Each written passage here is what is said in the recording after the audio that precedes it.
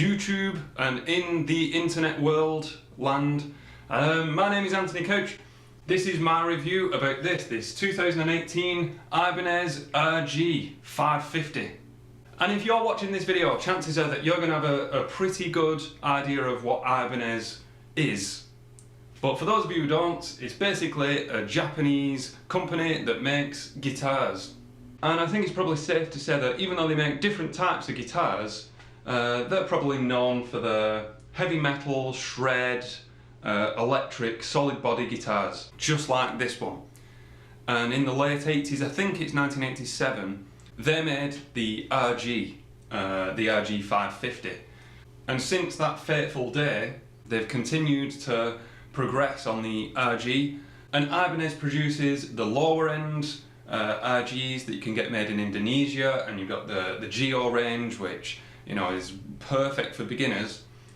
And then they've got the more intermediate range, all made in Indonesia, with slightly less expensive parts. And then there's the Japanese factory, which is famous for making their prestige models and some of the higher end non-prestige models like this one. So in the grand scheme of Ibanez, this one, the way I see it personally, is that we've got the Geo range down here, we've got the prestige range up there. This is kind of around the top, not quite prestige, and we'll get on to why that is later.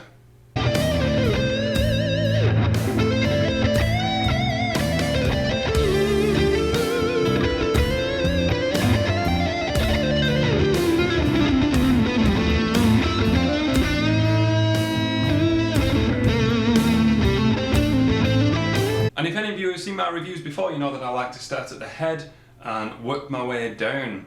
Then I edit the videos and realise all the stuff that I missed out. So, starting up at the head, it's got one. It's definitely got one. Obviously, locking nut. The tuners I think are standard Ibanez tuners. I don't think they're anything too special. But they do the job. They tune the guitar for you, which is all that I ask. So yeah, that's the head. Why do you watch my videos? I don't know anything about guitars.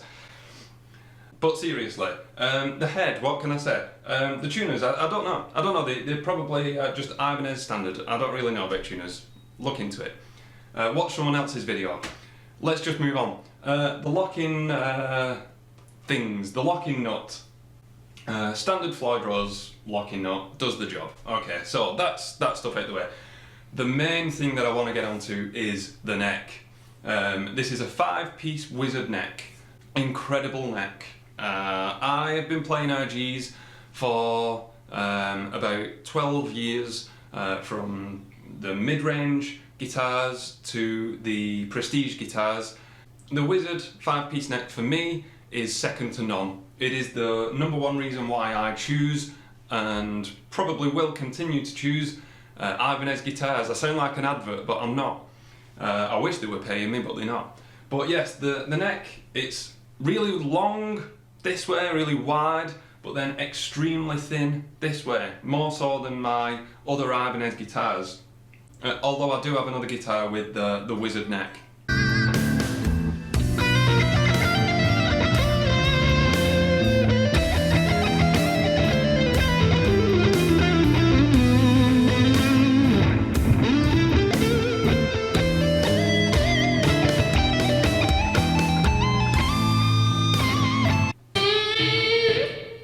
And if you've never tried one, just give it a go. Especially if you're a fan of Strat style guitars or super Strats. I mean, you're watching this video, I'm assuming you're a kind of a shredder of some description. You're going to like fast, whammy shred machine guitars. But let's just say that you're a fan of Charvel or Sir or guitars of that ilk. Chances are you're going to have tried an Ibanez guitar, but let's say you haven't. I'm here saying you've got to. It's a world away. It's completely different. And I didn't really have to set it up at all after I got it from the shop.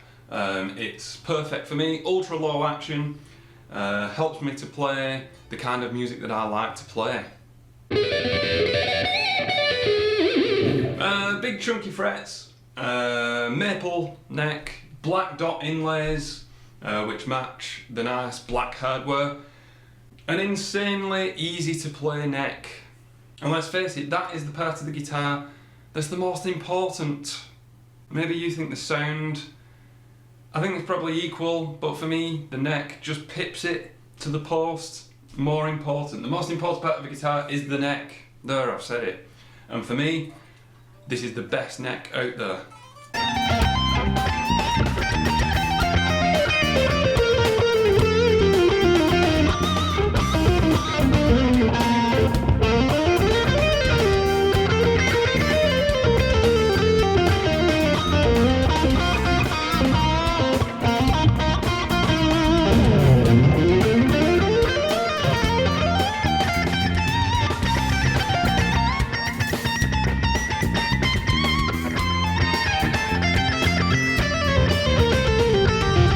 And that brings me on to the body. It's a basswood body or basswood body, ultralight. Any of you familiar with an RG, you'll know that it's got this ultra sharp outline, especially some of the higher end models. A couple of my mid-range guitars, they're a bit more rounded at the edges, but the Prestige and this one, ultra sharp. And do you know what? I wish it was the other way around, because these are just asking to be chipped. You take out your lead and you try and put it back in, you accidentally knock the side of the guitar, there you go, a big chunk of paint has gone. You sit down on something that isn't soft, smack, you hear it, you feel it, you run your finger around, you can feel a big chunk of your beloved guitar is gone. I don't know what they make it out of, it must be the flakiest paint that there is. So I've got that to look forward to, but other than that, it's an insane finish. Look at it. It's the number one reason that guitars like this catch my eye. I can see in my little rubbish video camera screen a very handsome man, yes, but also the fact that this guitar, it doesn't actually glow on camera. I don't know how it's going to look on your phone or your PC or whatever, or your pad, but in person, they just stand out from the other guitars. And I walked into the shop and it's, you know, I'd walk straight to the Ibanez stand because I'm a massive Ibanez fanboy, and they've got all the natural finishes and the black finishes and silver and whatever, and then you just look up and they've got this 550 range. They had 3 in stock. They had desert yellow, purple, and then this, which is called Road Fury Red or Road Rage Red. Something, it can't just be red, obviously, so it has to have a cooler name, but I might be wrong. I think it's Road Fury Red. But actually, when you look at it, it is more orange. It looks more orange on my little camera there actually, than red. I kind of wish that it was orange, because that would be cool, and I also already have a red guitar. And I have a purple and a yellow RG, so that was the number one reason why I went with the red.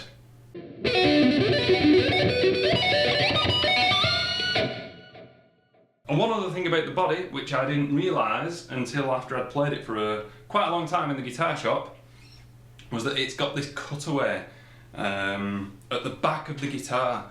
I don't know if it's going to come up on the camera as I hold it like this to you, but basically there is a big cutaway there. I'll offer you a nice close-up with my camera right now, and you can see that it's been designed to allow for easier access up at those upper frets when we're doing all the high crazy bends and all the shreddy stuff up there.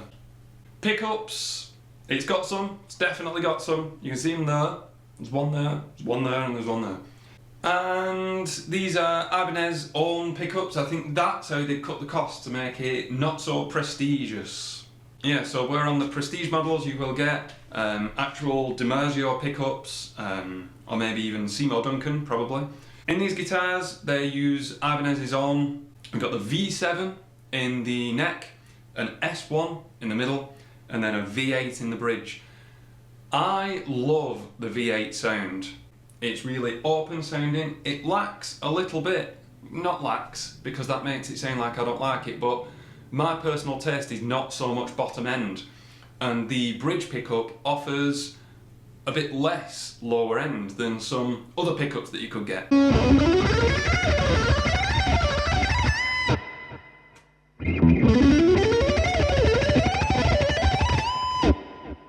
The V7, however, for me, is not the best pickup. It seems less distorted, less output compared with the V8s. That's just me.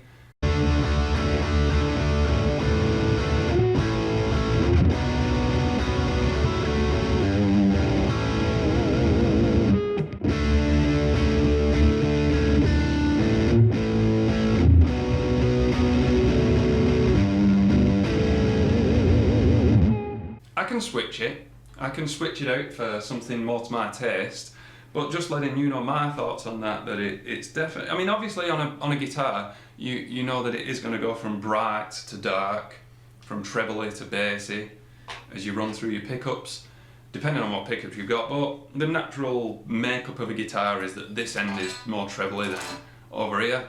Maybe it would be interesting for me to switch these even just around, just to see what would happen.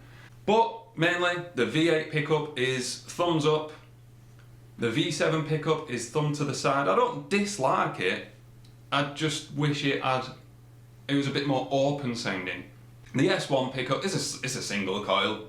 It's a single coil pickup. You want Strat sounds, use your middle setting. Volume and tone, all as they should be. Nice black plastic ones. I do have a Prestige with collet knobs, which were all too fancy for their own good.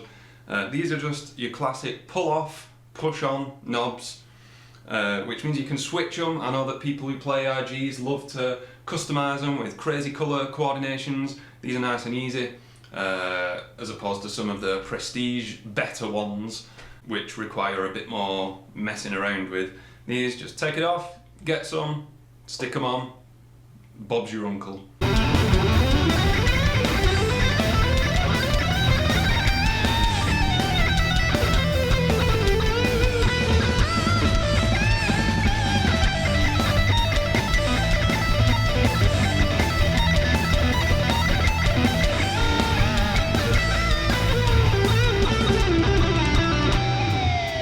Here's a weird one. Here's one that probably won't get mentioned in other videos. But the strap pins are the big ones.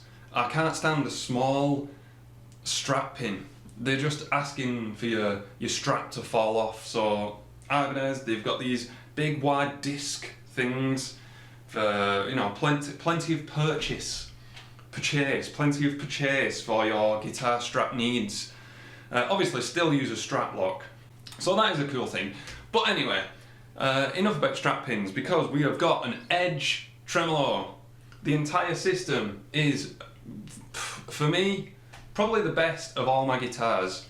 It locks over here, keeps it nice and in tune. The tuning stability is quite good. We can go really low on this guitar. Let me play a G chord. And then let's just dive bomb a G chord. Completely floppy strings.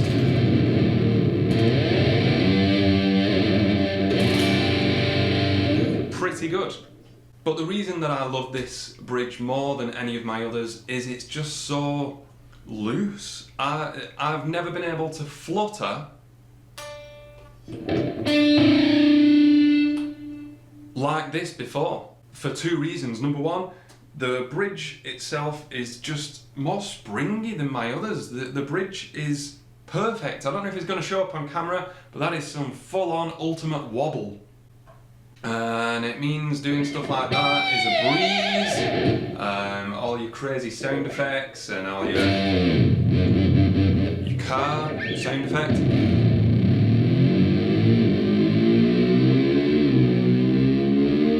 Or whatever it is you love to do with your whammy bars. I know that Ibanez have got the Edge, and then the Edge 2, and then the Edge Low Pro, and the Edge whatever. This is just called the Edge Tremolo. And I think, I don't know in the chronology of Ibanez when they made this, but they got it right with this one. It'd be interesting to know if it was the first one they made, the Edge Tremolo, and if they got it right first time. Maybe you know when they made the Edge in the chronology of Ibanez. If so, then let me know in the comments. Then I'll know, and then I'll be more knowledgeable for actual videos in the future where I might know something about the guitar I'm talking about. Who knows? Who knows? You've got to help me out.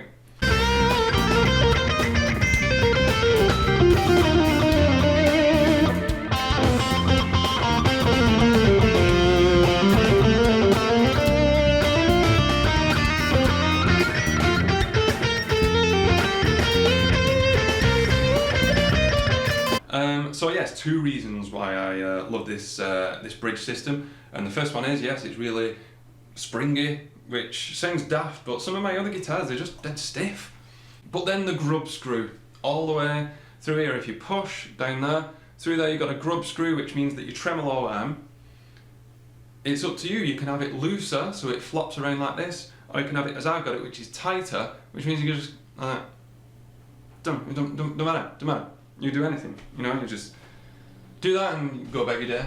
I've got a Floyd Rose. I've got quite a few guitars with floating bridges. I've got original Floyd Rose, which is a bit rickety, and also, you know, you get it to the point where it is tight like this, but then it loosens as you do that, and then this, and keep bringing it back around. It loosens. I've got other edge tremolo systems which are a bit rickety before you actually move the bridge. This is solid.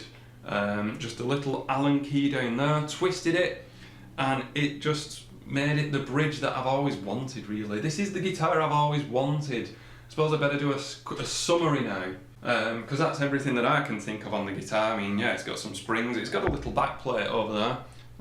Don't know what that is. Don't matter what that is. Don't matter. I like the mystery. Probably allows me to access things. I don't know. I just like playing them.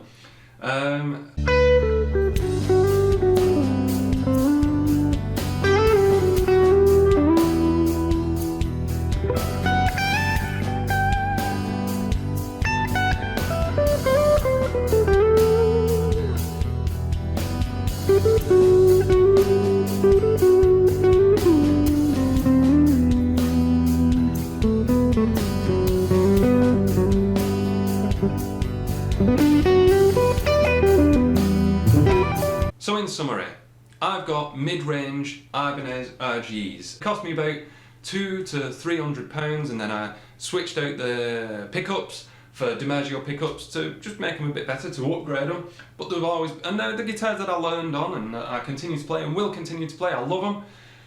They're my guitars, but they got the faults. And then I got the Prestige, saved up a little bit, and I got the Prestige, and there is a lot of things that I love about that guitar, and there's a few things that I'm not a big fan of. This guitar, although it is, you know, as if we're saying Prestige, lower end, if it's not up here, you know, and it is right now, there are parts about this guitar that I love a lot more than the Prestige. The bridge is one of them.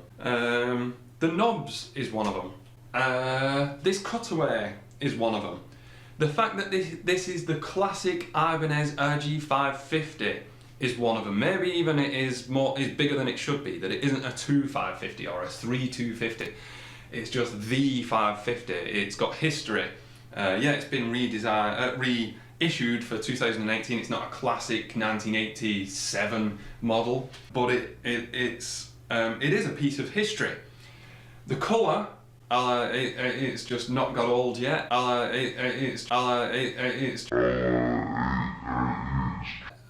It's just an amazing finish. If you've watched any of my other videos, you'll know that I'm a sucker for crazy finishes, and this is completely crazy. As I said, it doesn't show up on the camera too much, but ultimately it sounds amazing. Would sound better with a different pickup in the neck, but more importantly, it has got an insanely playable wizard neck. I hope you have learned something from this video. I hope you have enjoyed it. I definitely enjoyed making it. Even though my microphone cut out a couple of times and I had to redo it. I'm very angry at the moment, but I'm looking all chatty and that, but I've had a nightmare filming this video. I don't know why I said that I even liked doing it. But I like you though, because you watch my videos. So please comment down there and subscribe for more videos like this one and some other videos that are not like this one. But I'll play us out with something over a little backing track. Thank you very much. I've been Anthony Couch, and this has been an Ibanez RG550 2018 reissue review video. Thanks. Bye.